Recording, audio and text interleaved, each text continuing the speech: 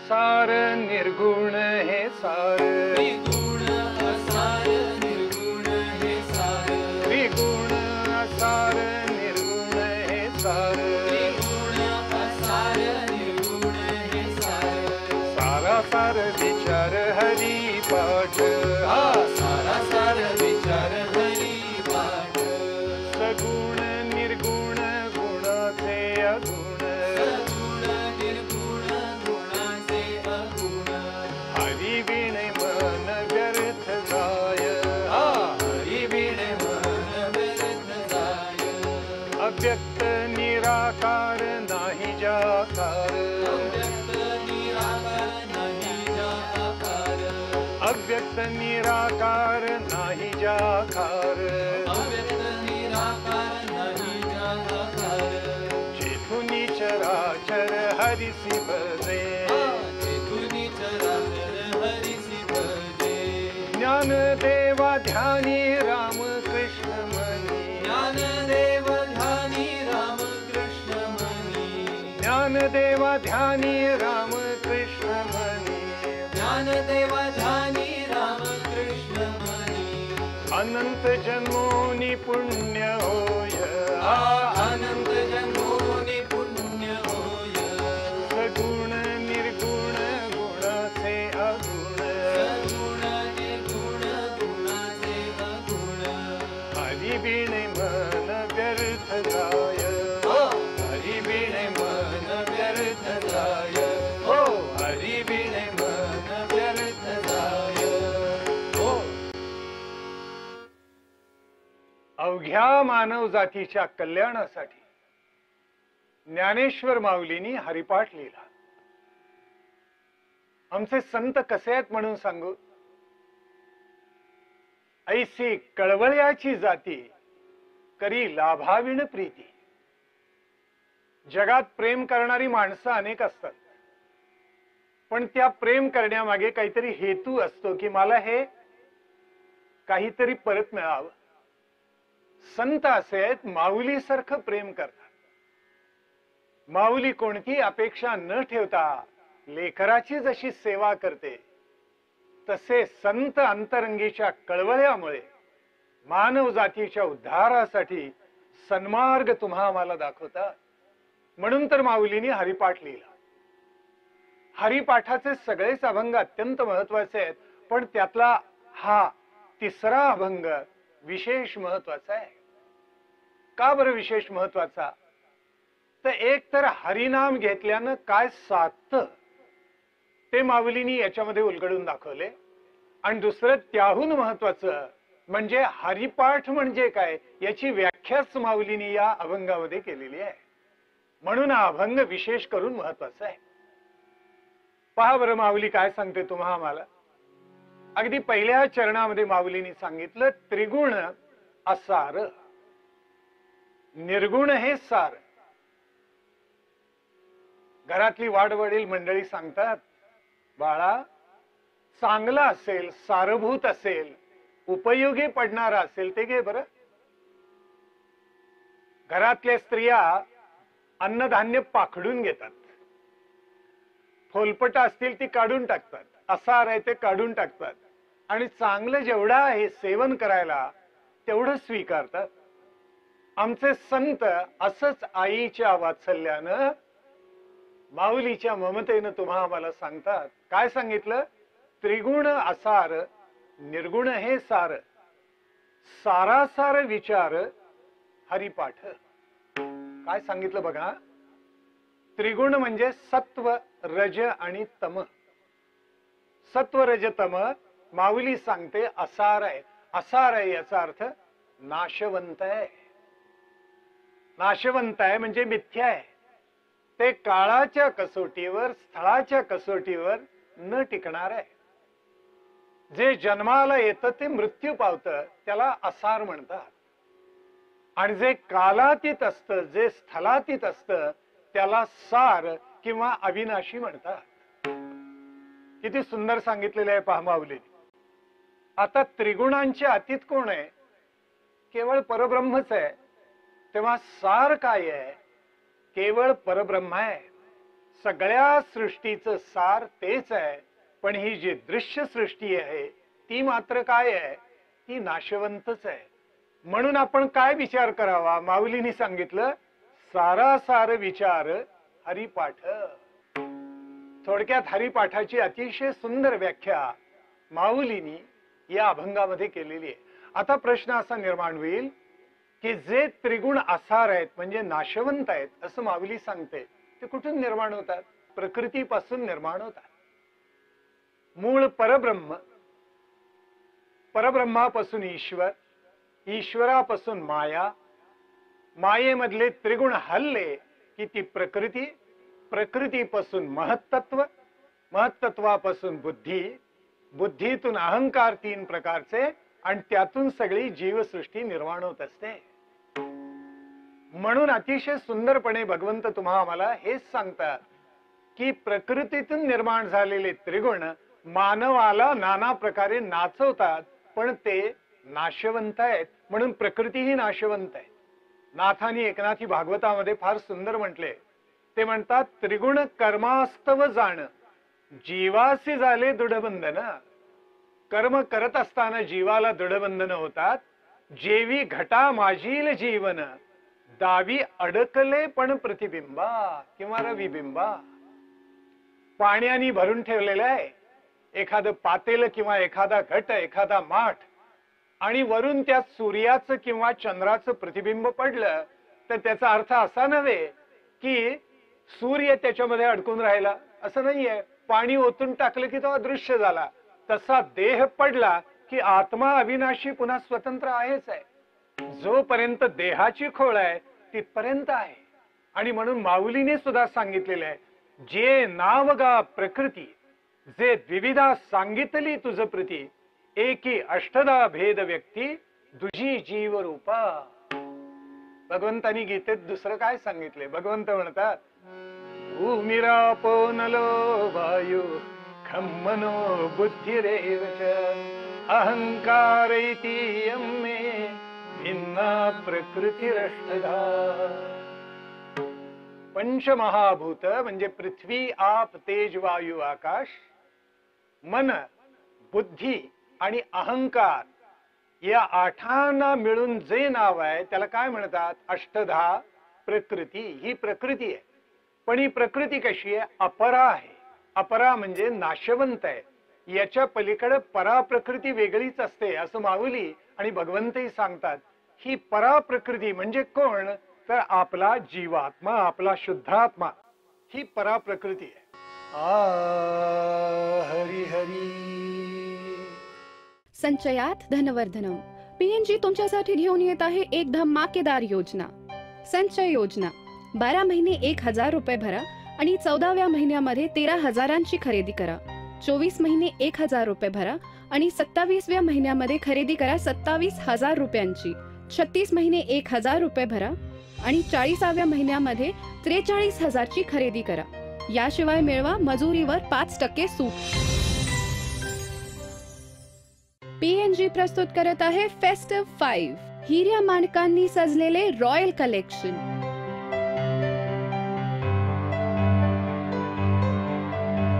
Temple collection, दक्षिण भारताची प्राचीन आणि दुर्मिळ परंपरा. वाइल्ड गोल्ड, आदिवासी कलाकृती.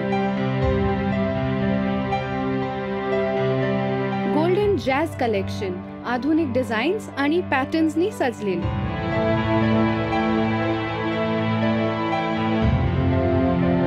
स्वराज्य कलेक्शन, परंपरेचा वसा सांगणारे.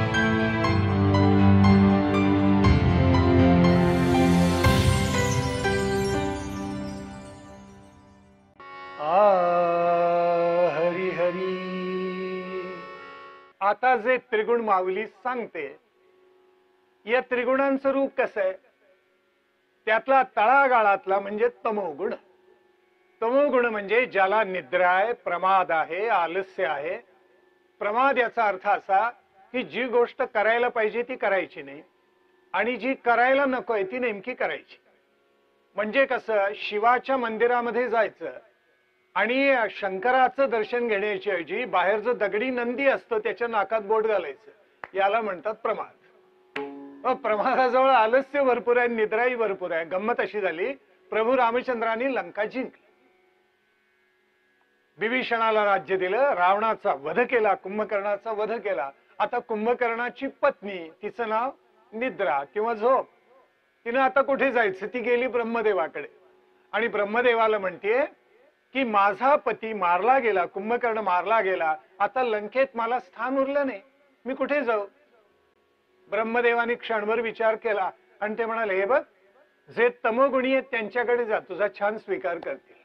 म्हणून तमोगुणी माणसाला झोप जास्ती असते, निद्रा जास्ती असते. 3 मित्र म्हणे शिवालयामध्ये गेले आणि त्यातला एक असा महादुष्ट होता तमोगुणी, त्यांनी त्या दगडी नंदीच्या नाकामध्ये बोट घातलं. आता त्याचं भाग्य असं की आत एक विंचू बसला होता, त्या विंचवानी झटका दिला त्याला चांगला बोटाला. याचा जीव कळवळला, पण त्यांनी ते मुद्रेवर दाखवलं नाही. उलट तो आपल्या मित्रांना म्हणाला, अरे बोट घालून बघा नंदीच्या नाकामध्ये, हा काय गारगार वाटते. म्हणजे आपल्याला विंचवानी जसा प्रसाद दिला आपल्या मित्रांनाही द्यावा, अशी दुष्ट भावना त्याच्या मनामध्ये होती, तो तमोगुण. म्हणून समर्थांनी बरोबर सांगितले, सत्कर्मे ते नावडती, नाना दोष ते आवडती, पाप भय नाही चित्ती, तो तमोगुण. नावडे भक्ती, नावडे भाव, नावडे तीर्थ, नावडे देव, वेदशास्त्र नलगे सर्व, तो तमोगुण. थोडक्यात भक्ती मार्गातलं ज्याला काहीच आवडत नाही त्याला म्हणायचं तमोगुण, बर का. आता रजोगुण कसा असतो, रजोगुणाच्या मनामध्ये आसक्ती फार असते. लोकेशणा, दारेशणा आणि वित्तेषणा, 3 प्रकारच्या प्रचंड आसक्ती रजोगुणाच्या मनामध्ये असतात.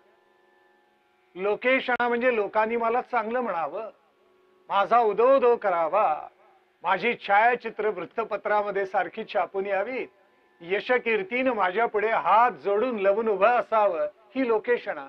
वित्तेषणा म्हणजे जगातलं सगळं जास्तीत जास्त धन आपल्याकडे असावं, गरीब जगले काय न मेले काय, इतरांना धन मिळालं काय न मिळालं काय, सगळा पैसा आपल्याला मिळावा, अशी भावना ज्या मनामध्ये असते ती वित्तेषणा. आणि दारेषणा म्हणजे स्त्रीविषयी आत्यंतिक आकर्षण असणं, जगातल्या सर्व सुंदर स्त्रिया मला पाहिजेत असं म्हणणं, ही रजोगुणाची आसक्ती आहे. तेव्हा रजोगुण लोकेशणा, वित्तेषणा, दारेषणा याच्यामध्ये असा लटकलेला असतो.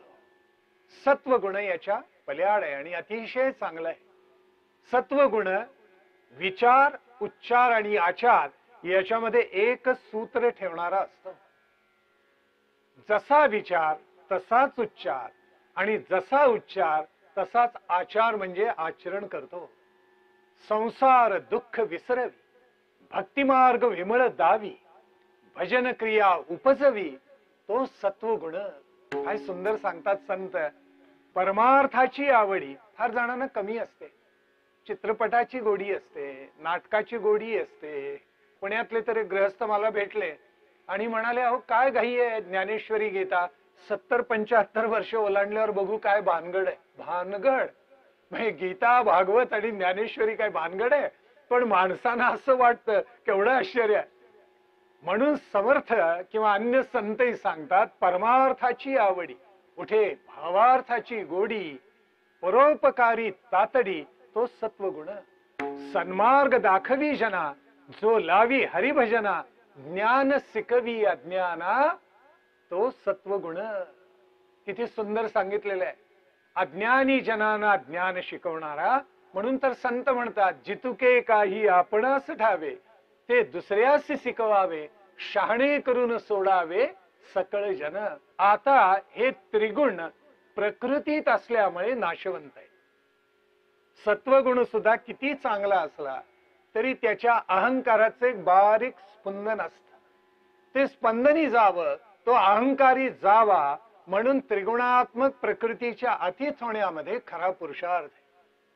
म्हणून भगवान श्रीकृष्णाने अर्जुनाला इतकं सुंदर सांगितले गीतेमध्ये, निस्त्रय गुण्यो भवा अर्जुन. अर्जुना, तमोगुण, रजोगुण आणि सत्वगुण या सगळ्याच्या पल्याड हो बरं. कारण त्रिगुण नाशवंत आहे, पण सार रूप निर्गुण हे शाश्वत आहे. आता ते निर्गुण आकळावं कसं? कारण ते निष्क्रिय आहे, ते सूक्ष्म आहे, ते निराकार आहे, ते निरंजन आहे, ते निर्मल आहे, ते निरवंद्य आहे. पण त्याचा अनुभव घ्यायचा कसा आपण? मग त्याचाच अनुभव घ्यायचा म्हणून तर हरिनाम सांगितलं. प्रत्यक्ष शंकर सुद्धा ज्या वेळेला हलाहल प्राशन करून त्याच्या कंठाचा दाह झाला, त्यावेळेला त्यांनी काय घेतलं? रामनामच घेतलं. राम रामेति रामेति रमे रामे मनोरमे सहस्रनाम तत्तुल्यम राम नाम वरानने. शेवटी रामनाम फार महत्वाचे. ते काय देतं? भुक्ती देत, म्हणजे जीवनातले सगळे भोग प्रदान करतं, भक्ती देतं, मुक्ती देतं, आत्मसुख देतं आणि अनंत अज्ञानी जीवाना तारुण पल्याड नेतं. म्हणून सार सार सार विठोबा नाम तुझे सार. आता माऊली दुसऱ्या चरणात सांगते, सगुण निर्गुण गुणाचे अगुण हरिवीण मन व्यर्थ जाय. गुणाचे अगुण याचा अर्थ सगुण तेच निर्गुण आणि निर्गुण तेच सगुण. म्हणून तर माऊलींनी म्हटलेलं आहे ना, सगुण निर्गुण दोन्ही विलक्षण ब्रह्म सनातन विठ्ठल हा. ध्येय ध्याता ध्यान चित्त निरंजन ब्रह्म सनातन विठ्ठल हा. ज्ञानदेव म्हणे आनंद चिद्घन ब्रह्म सनातन विठ्ठल हा. हा सगळा विठ्ठलच निर्गुण स्वरूप आणि सगुण स्वरूप नाना प्रकारे या विश्वामध्ये नटलेलं आहे. म्हणून संत म्हणतात निर्गुणाकडे कशाला जा? समूर्त जर विटेवर तो ठेलेला आहे त्याला शरण जा ना. भगवान श्रीकृष्णांनी 12व्या अध्यायामध्ये भक्तियोगामध्ये सांगितलं, सुंदर सांगितले, क्लेशोधिकतरस्तेषां अव्यक्तासक्त चेतसाम अव्यक्ता हि गतिर्दुःखम देहवद्भिर्वाप्यते. व्यक्तापेक्षा अव्यक्ताची पूजा करणं अवघड. अव्यक्त म्हणजे काहीच नाही, त्याला गुण नाही, त्याला रूप नाही, त्याला आकार नाही, नाम नाही, काही नाही. त्याचे पूजन कसं करायचं? म्हणून संत सांगतात हरिनाम घ्या, कारण तोच कसा आहे? तो प्रत्यक्ष उघड परब्रह्म विटेवरी आहे. हरी हरी. संचयात धनवर्धनम. पीएनजी तुमच्यासाठी घेऊन येत आहे एक धमाकेदार योजना, संचय योजना. 12 महिने 1,000 रुपये भरा आणि 14व्या महिन्यामध्ये 13,000ची खरेदी करा. 24 महिने 1,000 रुपये भरा आणि 27व्या महिन्यामध्ये खरेदी करा 27,000 रुपयांची. 36 महिने 1,000 रुपये भरा आणि 40व्या महिन्यामध्ये 43,000ची खरेदी करा. याशिवाय मिळवा मजुरीवर 5% सूट. पीएनजी प्रस्तुत करत आहे फेस्टिव्ह 5 हिऱ्या माणकांनी सजलेले रॉयल कलेक्शन.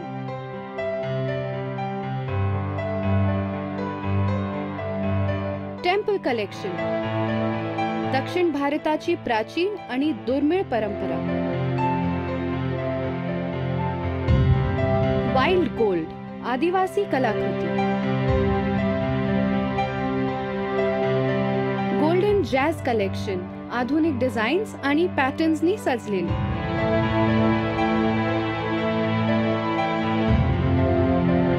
स्वराज्य कलेक्शन, परंपरेचा वसा सांगणारी.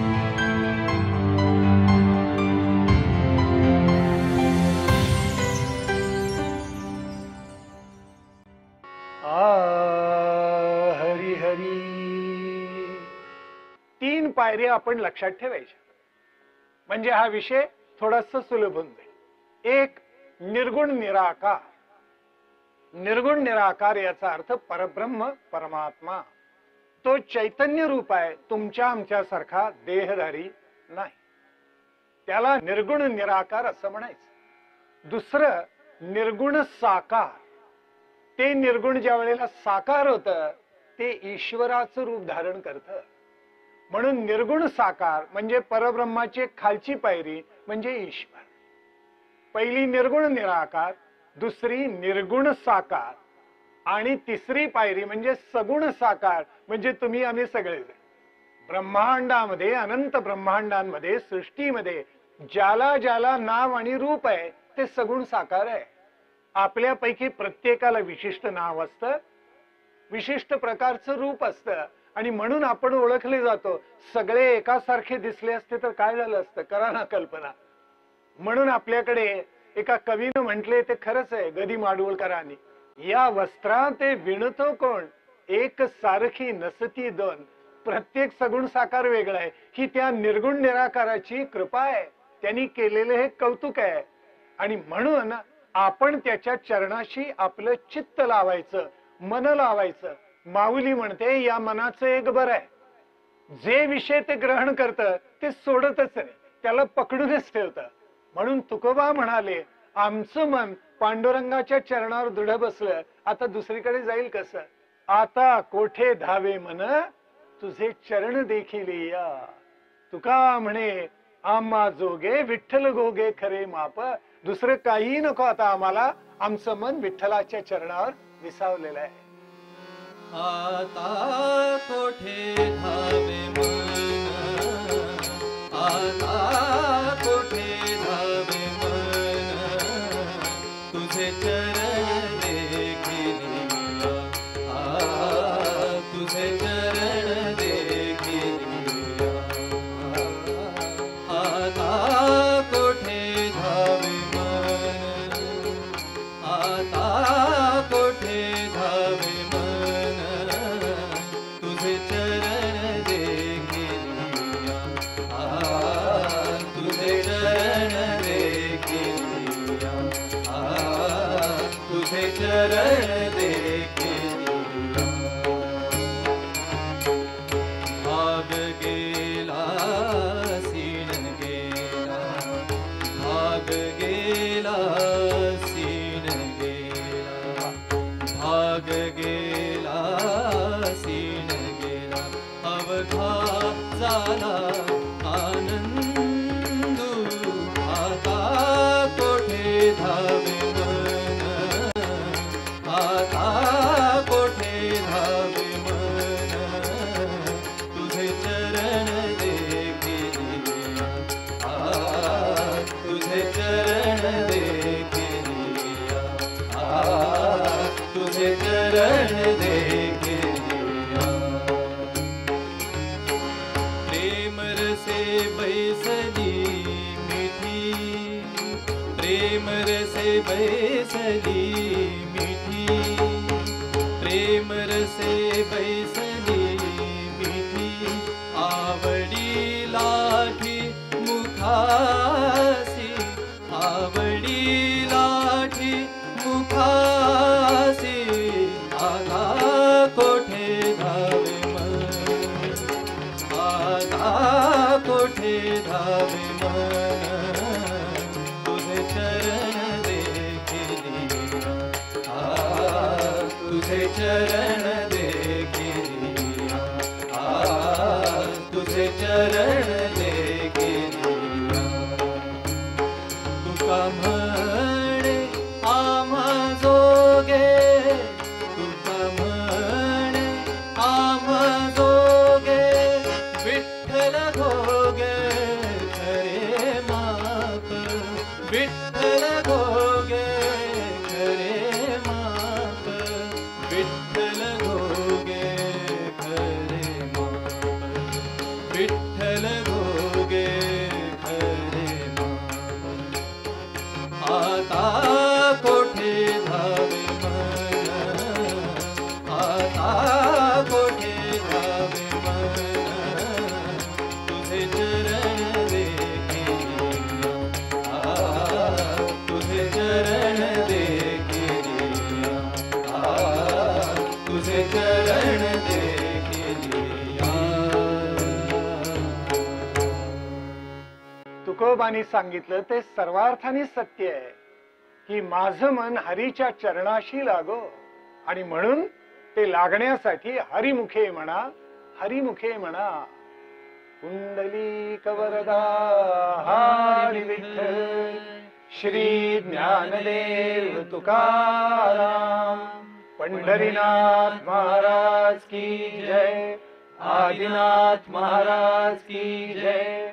जय जय रघुवीर समर्थ. ज्ञानेश्वर माऊलींचा हरिपाठ